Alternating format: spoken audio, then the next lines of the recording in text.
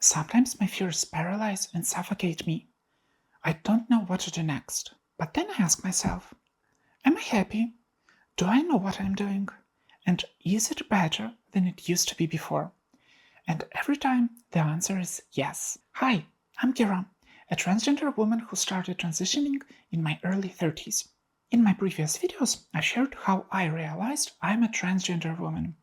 And also, I've shared my experience of feeling shame and guilt. Now, let's talk about the fears I'm facing during actual transition and how I fight them. First, I want to say that transgender transition is a long journey I'm still going through, and I'm still exploring myself.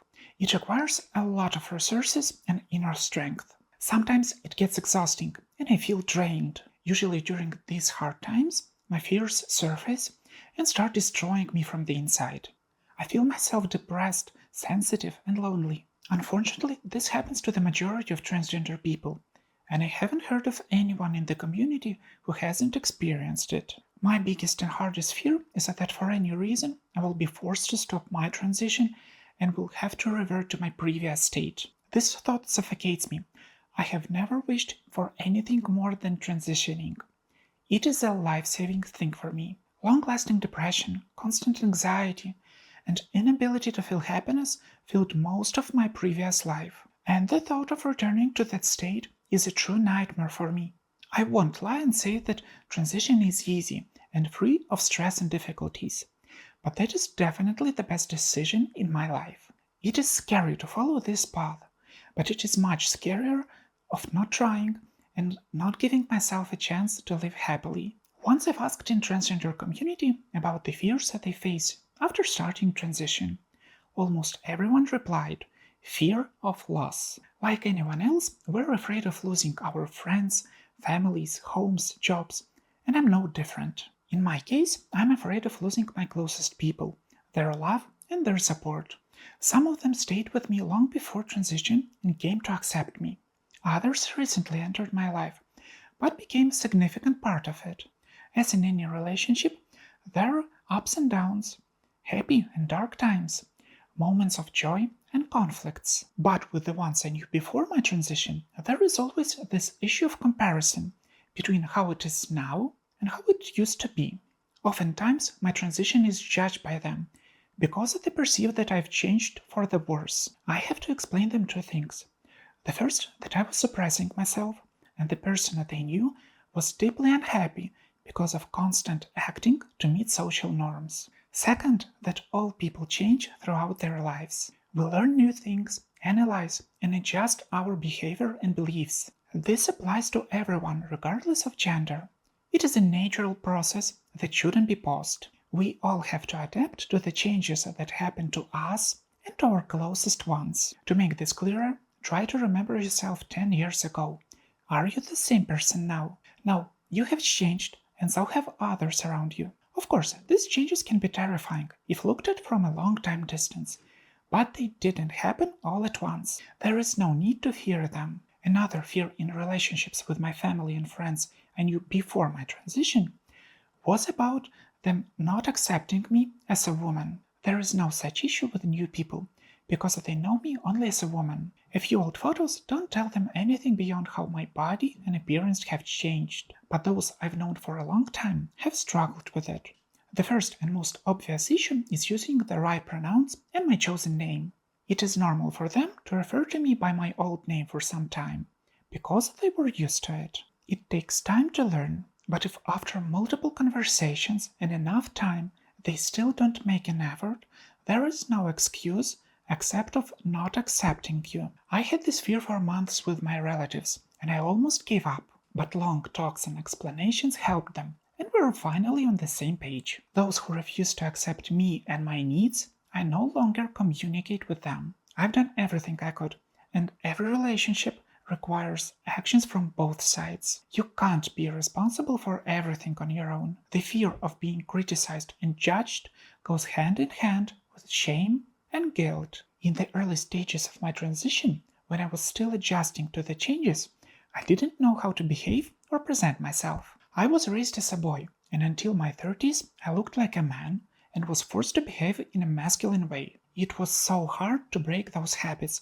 and behave in line with my true gender. I didn't know how to speak, walk, act, and behave femininely. Sometimes it was exaggerated, causing awkwardness and shame. After some comments from others, I felt scared to act how I felt. It took me several months to find my balance. I did my best to learn how to be my own version of a woman and to feel comfortable with my new self. I am no longer afraid of others judging me. It came slowly with time and tears, along with growing self-acceptance. It is crucial to understand who you are, and you don't have to force yourself doing anything that goes against your inner feelings. You are not obligated to limit your self-expression. Only you know how you feel and how to show it to others. Many transgender people have concerns about changes in their sexuality and not being attracted to the gender they were before transitioning. According to a study published in National Institute of Health, 32% of transgender women and 22% of transgender men have reported of changes in their sexual identities. Other studies show even higher rates, around 40 to 50%. But if we read carefully through the report, we can notice that shifts usually happen from exclusively being attracted to only one gender towards bisexuality. Only 13% of trans women and 7% of trans men reported of complete reversal of their sexualities. I am no different, and I was afraid of exploring myself in a way that went against social norms that I was raised in. Then I realized that I can be attracted to anyone I feel a connection with, and even if I follow social norms, I am a woman and I can enjoy men's attention. There's nothing wrong with that. At the same time, there is nothing stopping me from enjoying relationships with women. I have my own preferences, but I no longer limit myself to only one gender, just to meet someone else's beliefs. Once again, this comes down to self-acceptance. I allow myself to speak and change, along with my beliefs and sexuality. Speaking more generally about people, sexual orientation can and does change. Experiencing shifts in sexuality doesn't invalidate who you previously identified as. It's perfectly natural for your sexual orientation to evolve over time. Getting to know yourself is a lifelong journey. It's normal for your feelings and desires to shift as you grow and change in various ways. For most women, it's important to feel attractive and loved by their partner. I was so afraid of being reborn as a new person and being deprived of those feelings and emotions because I didn't pass as a cisgender woman. I couldn't figure out how I could be attractive to anyone with wide shoulders, big muscles, tall height, and masculine facial features. I wanted to live a full life and experience every aspect of it. And being attractive was part of that. At first, it was hard to believe that HRT would change my body enough to be feminine. But it did, and the process isn't over yet. It can be frustrating when you see no changes every day in the mirror. But once you compare your images month to month, the changes become more apparent. But the main point is that our appearance is only one part of our attractiveness. The other, and often the major part, is our inner state, our mindset, our soul, and our charisma. While physical appearance makes the first impression, once people get to know you better, it becomes less important. What attracts people to you is your inner world, and that's what keeps them with you. Most people will never be on the cover of a fashion magazine, but that doesn't stop them from finding the right person who sees them as most attractive and loved. Thanks to modern technology and medicine, transgender people have the option of medical transition. Unfortunately, in some countries, public healthcare system is built in such a way that transgender people are forced to jump through various hoops just to get access to HRT. Waiting times can be ridiculously long, sometimes taking years. Some countries have informed consent system.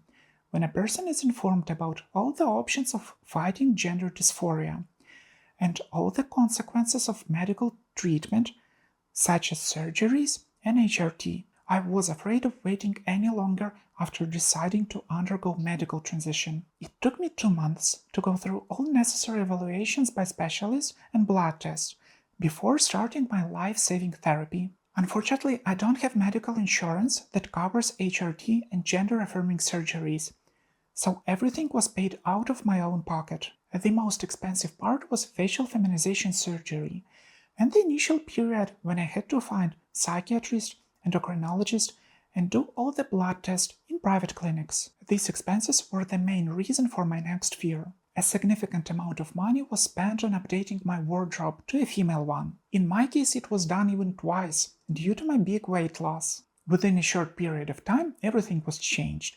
Shoes, sportswear, outerwear, everything was replaced from male to female clothing. My dysphoria hit me so hard that it was necessary for my mental health being. A month before starting HRT, I began laser hair removal, and I'm still undergoing treatments every 6-8 weeks. I realized that medical procedures and surgeries are essential for me to feel myself comfortable in my new body and to combat my gender dysphoria. Most of these procedures are highly specialized and can be performed by only a few professionals, which makes them even more expensive. As you can see, everything I've listed requires significant financial investments. It can be stressful for you and your loved ones, but unfortunately, it's a necessary part of transitioning. The best advice I can give is that if you're sharing a family budget, please explain to your partner why it's so important for you. At first, it may be difficult for them to understand and may be seen as a fleeting desire.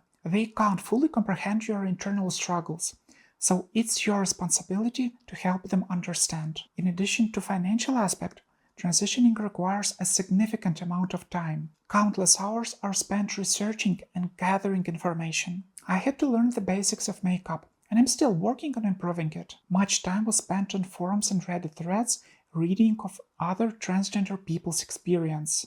For me, transition also included voice training, doing sports, and changing diet. This energy and time has to come from somewhere. I feared that thoughts about my transition would fully consume me, leaving no room for other things.